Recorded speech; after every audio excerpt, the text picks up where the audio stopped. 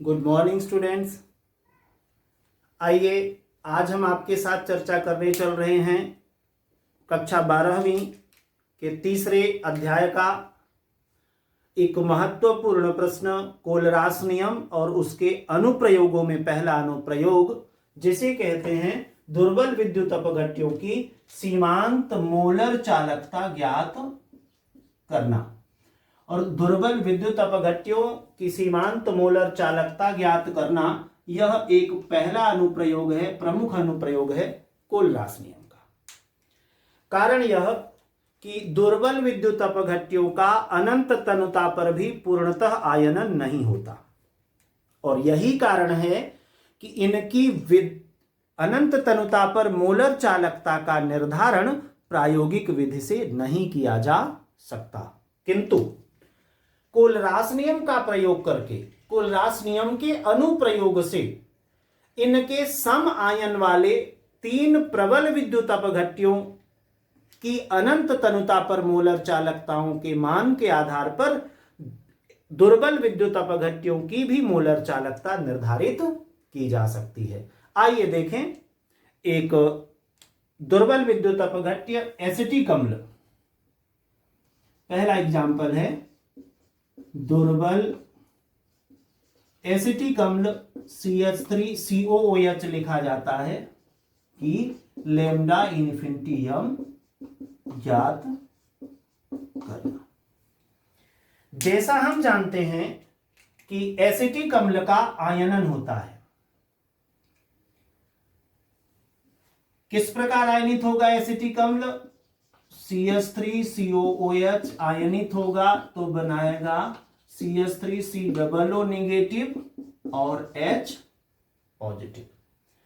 इससे हमें मालूम पड़ता है कि एसिटिक अम्ल की सीमांत मोलर चालकता ज्ञात करने के लिए हमें चाहिए एसीटेट आयन की अनंत तनुता पर आयनिक चालकता और H पॉजिटिव आयनों की अनंत तनुता पर आयनिक चालकता। अब हमारा टारगेट यह होगा कि हम तीन ऐसे प्रबल विद्युत अपघट्य खोजें जिनकी सीमांत मोलर चालकता प्रायोगिक विधि द्वारा ज्ञात की जा सकती है, निर्धारित की जा सकती है, और उन विद्युत अपघट्यों में यह अवयवी आयन उपस्थित हों। इसके लिए तीन प्रबल विद्युत अपघट्य कौन कौन से खोजे गए, लीजिए देखिए। एक को कहते हैं सोडियम एसीटेट, ये होता है CH3COO। आप जानते हो आयनन होगा अगर इसका तो ये बनाएगा CH3COO नेगेटिव और Na पॉजिटिव। अर्थात सोडियम एसीटेट की मोलर चालकता में दो आयनों की चालकताओं का योग होगा, एक एसीटेट आयन और दूसरा सोडियम आयन। इसमें से हमको एसीटेट आयन की चालकता एसिटिक अम्ल के काम में आ सकती है, लेकिन एक्स्ट्रा किसकी है? सोडियम आयन की। अब एक दूसरा विद्युत अपघट्य लेते हैं जिसे कहते हैं हाइड्रोक्लोरिक अम्ल HCl, और यह आयनित होता है तो बनाता है H पॉजिटिव आयन और Cl नेगेटिव आयन। इसका अर्थ यह कि ये प्रबल विद्युत अपघट्य है अगर, तो इसमें H पॉजिटिव आयनों की चालकता है और क्लोराइड आयनों की चालकता है। यहां से हमको H पॉजिटिव आयन की चालकता एसिटिक अम्ल के लिए मिल जाएगी और एक्स्ट्रा किसकी है? Cl आयन की। तो अब ऊपर वाले में एक्स्ट्रा थी सोडियम की और इसमें एक्स्ट्रा थी क्लोराइड की। समझ सकते हैं आप कि इन दोनों आयनों के जुड़ने से भी एक प्रबल विद्युत अपघट्य बनता है। कौन सा? Sodium chloride. और इसकी सीमांत मोलर चालकता प्रायोगिक विधि द्वारा ज्ञात की जा सकती है।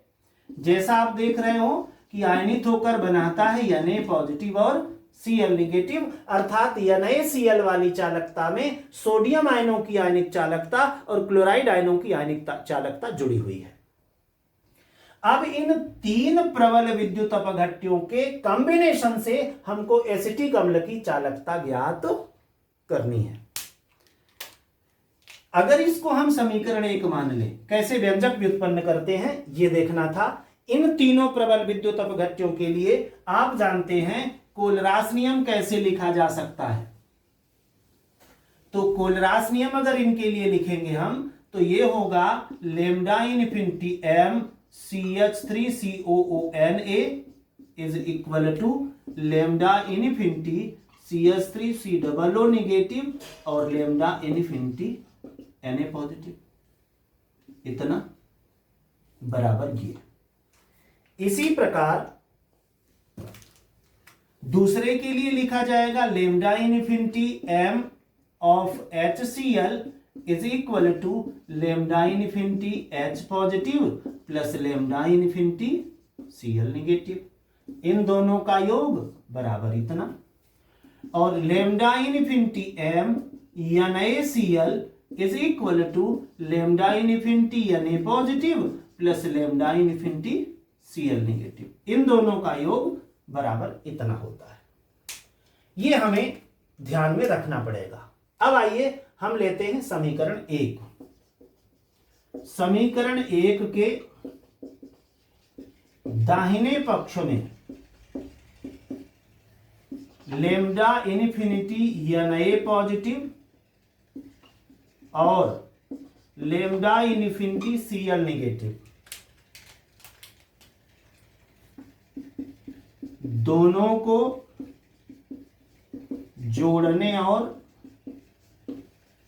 घटाने पर ध्यान रहे, किसी भी गणितीय समीकरण में यदि +1 और -1 किया जाता है, उसी संख्या को जोड़कर उसी को घटा दिया जाता है या उसी का गुणा करके और उसी का भाग कर दिया जाता है, तो उस राशि के मान में कोई परिवर्तन नहीं होता। यहां भी हम वही काम करने चल रहे हैं।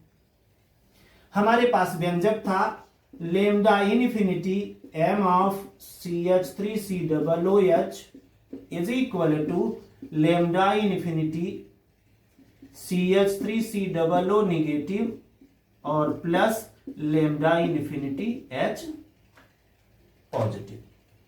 ओके, इतना था। इस व्यंजक में दाहिनी ओर हमने प्लस किया लेमडा इनफिनिटी Na पॉजिटिव और माइनस कर दिया lambda infinity Na positive.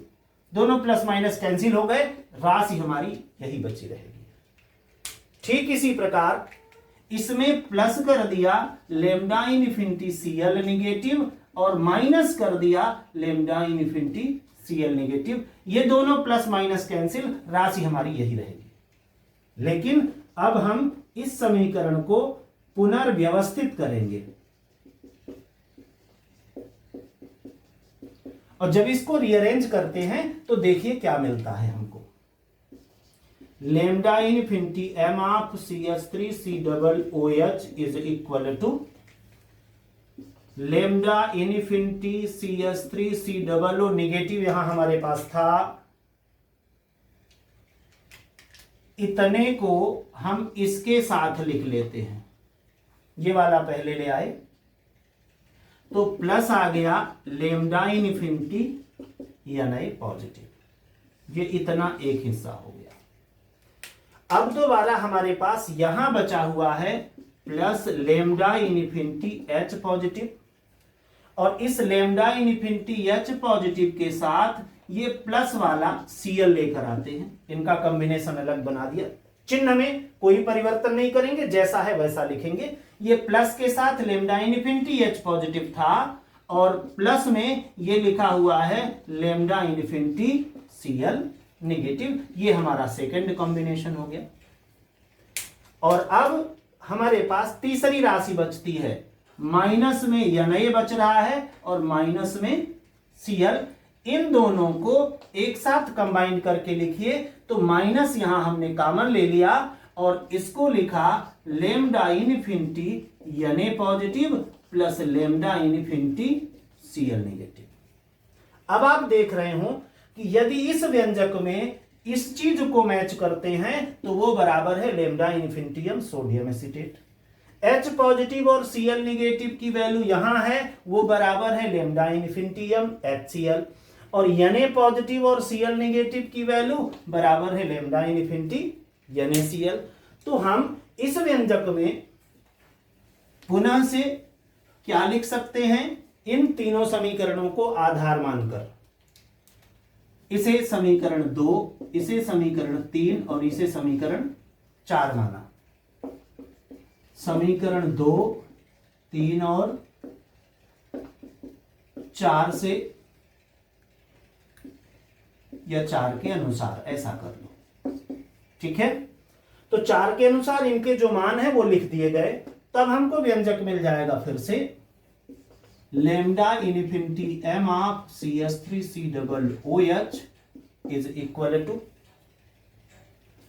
Lambda infinity m of CH3COO यानी पहला सोडियम एसीटेट इससे बनता है,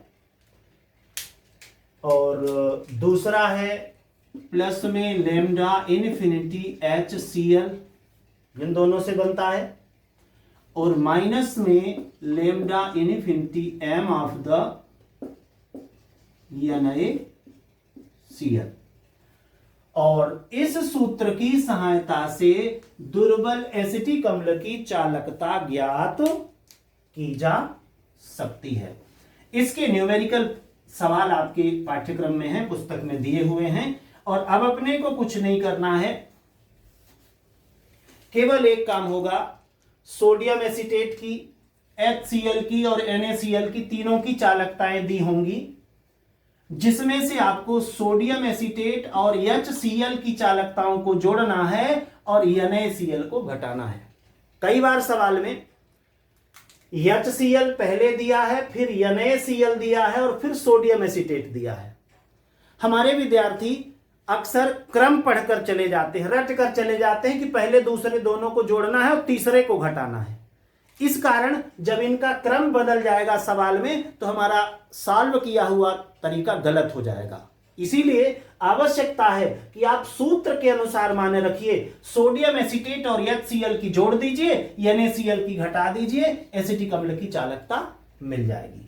इसी प्रकार दूसरा एग्जाम्पल है इसी अनुप्रयोग का दुर्बल विद्युत अपघट्य के केस में, जैसे हम देख लें संक्षेप में, दुर्बल NH4OH अमोनियम हाइड्रोक्साइड की लैम्डा इन्फिनिटियम ज्ञात करना।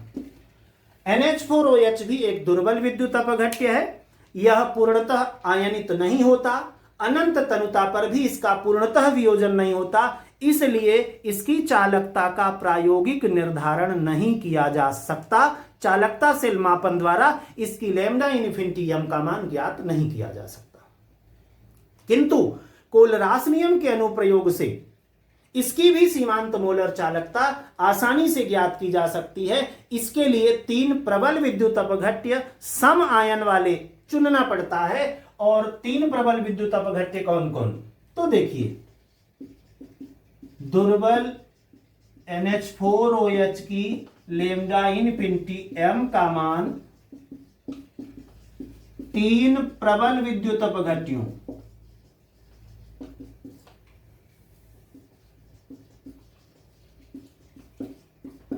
कौन कौन से 3 प्रबल विद्युत अपघट्यों, NH4Cl, NaOH और NaCl की लैम्डा इन्फिनिटी m के आधार पर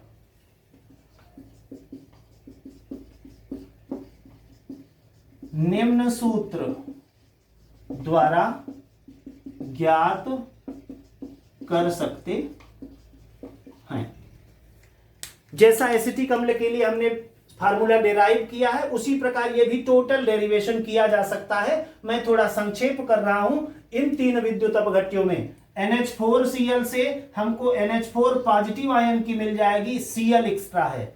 NaOH से OH निगेटिव आयन की मिल जाएगी, उसमें सोडियम एक्स्ट्रा है, और ये सोडियम और क्लोरीन दोनों एक्स्ट्रा है, इनसे बन जाएगा NaCl। अर्थात हम जानते हैं NH4 पॉजिटिव NH4OH आयनित होता है NH4 पॉजिटिव आयन और हाइड्रोक्सिल आयन में। इसकी मोलर चालकता का मान ज्ञात किया जा सकता है 3 प्रबल विद्युत अपघट्यों के आधार पर।